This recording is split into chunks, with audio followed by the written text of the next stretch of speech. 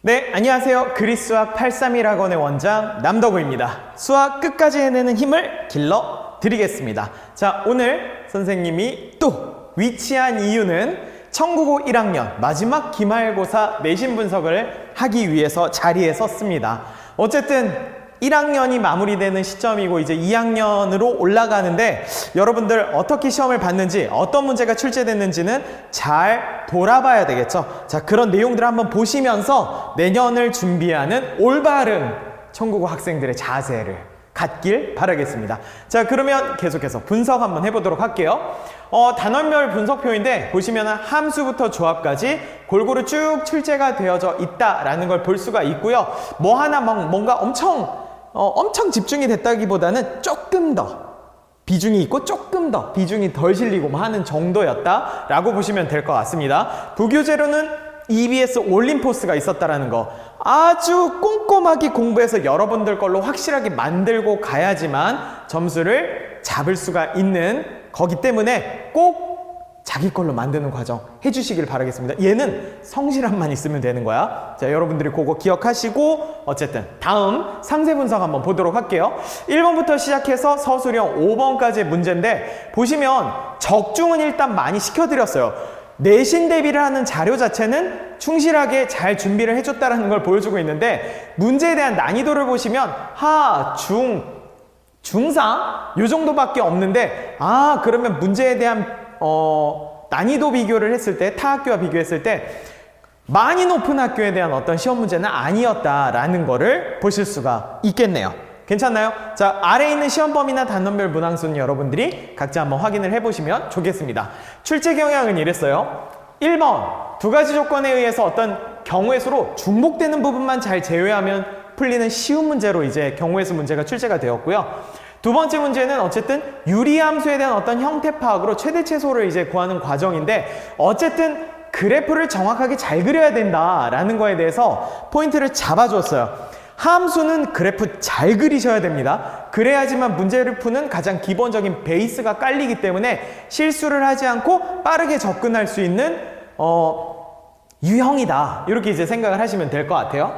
3번 같은 경우에는 이제 무리함수와 직선의 관계였는데 만날 때 한 점인 포인트는 접하거나 한 점을 지나는 형태를 잘 그려야지만 볼 수 있는데 이때 조심해야 되는 건 판별식을 일단 함부로 쓰면 안 된다는 거. 무리함수에서는 2차 함수가 옆으로 그려져 있는 거에 반틈만 보이기 때문에 판별식이 안 통하는 경우도 있다라는 거를 꼭 기억해 주시면 좋겠습니다. 4번 같은 경우에는 어떤 경우의 수 문제인데 아이디어를 활용해서 논리적으로 이렇게 정리를 해야지만 서술할 수 있는 거여서 조금은 어려울 수도 있었다라는 거를 좀 표현해 놨고요. 5번 같은 경우에는 학습을 하고 나서 이게 그럴 거다라고 착각하는 그 과정을 조심해야 된다.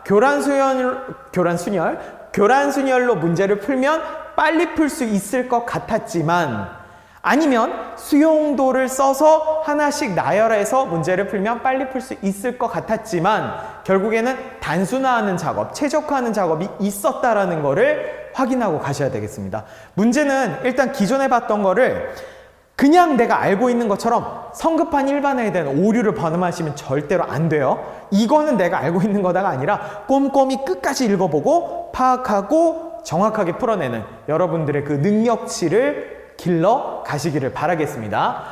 계속해서 주요 출제 파트는요.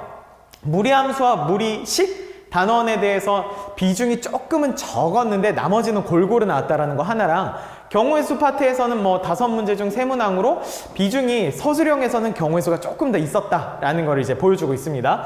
고난도 문항에서는 함수 영역과 경우의 수의 그 두 가지를 비교를 했을 때는 함수 파트가 조금 더 많았다라는 거를 일단 확인을 했습니다. 문제 특성은 이래요. 그래프 활용도가 조금 더 높았다라는 거. 그 다음에 유리함수와 무리함수 부분에 있어서의 그래프 개형을 좀 많이 확실하게 알고 있어야지만 문제를 잘 풀 수가 있었다라는 점. 그 다음에 마지막은 아니죠. 경우의 수 단원에서는 어쨌든 주사위를 뭐 이렇게 던져서 하는 어떤 활용 문제나 사람들을 나열하는 전형적인 문제들로 출제가 되었다. 어렵지 않았다. 라는 거를 보여주고 있습니다. 마지막으로는 함수의 개수에 연결된 조합 문제 같은 것들이 계속해서 뭐 출제가 되는 건 이건 뭐 중학교 때부터 약간 그랬던 것 같아요. 함수와 뭐 순열 조합 뭐 이런 것들 여러분들 계속해서 꾸준히 연습을 해주셔야 될 것 같아요. 이런 것들은 선생님들이 이상하게 좋아하는 것들, 중요도가 얼마나 높은지는 잘 모르겠지만 이런 콜라보에 대한 형식의 문제들 꼭 챙겨가시면 좋겠습니다. 고득점 문제로는 일단 14번 객관식 14번이 있었는데 이거는 합성을 하고 실근을 이제 뽑아내는 어떤 과정의 문제인데 그래프 그릴 줄 알아야 돼요. 3번 정도이기 때문에 과정 자체가 길기는 하지만 꼼꼼하게 잘 진행을 했다면 문제풀이 하는 데 있어서는 큰 어려움이라기보다는 계산적 능력, 그래프를 그리는 능력치를 확인하기만 한다면 풀 수 있는 문제였다라는 거를 조금 전달해 드릴 수가 있을 것 같고요.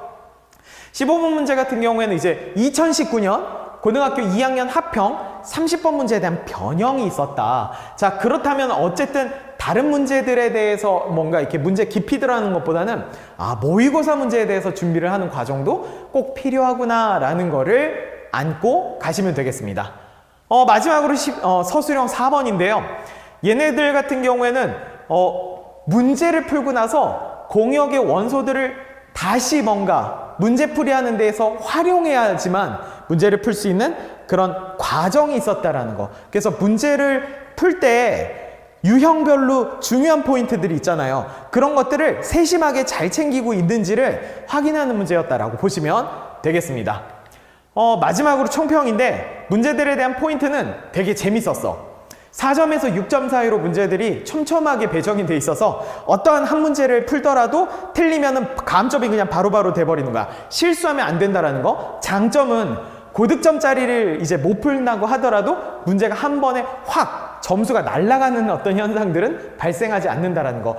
두 가지에 대한 어떤 양면성이 있으니까 여러분들이 그런 것들에 대해서는 자기 수준에 맞춰서 잘 챙겨야 된다라는 걸 조금 이야기할 수 있었던 것 같고요.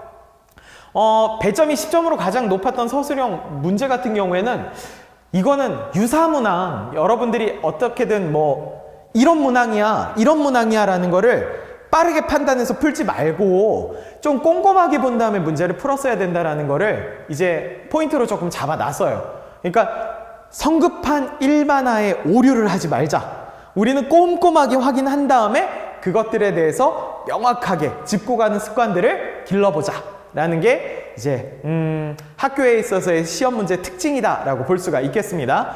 그럼 앞으로 어떻게 우리가 내신 대비를 해야 되느냐라고 하는 방향성을 좀 잡아드리면 결국에는 중에서 중상 난이도고 타수성권과 비슷하기 때문에 난이도 자체가 겁나 어렵지는 않을 테니까 일반적인 유형들 숙달하는 과정을 조금 많이 가지고 가자라는 거를 말씀드릴 수가 있을 것 같고요. 최근에는 난이도가 조금씩 어려워지고 있으니까 그래도 나는 기존보다는 계속해서 어려운 공부를 선택하는 게 옳은 길이다 라고 이야기를 할 수가 있겠습니다.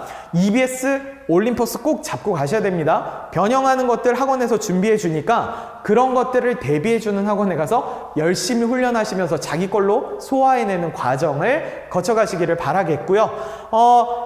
타 학교 문제와 모의고사 문제가 계속해서 출제가 되고 있으니까 그런 부분에 있어서도 우리가 꼭 열심히 시간이 남을 때 그런 과정을 더 추가적으로 학습하는 거를 늘려 나가시기를 바라겠습니다.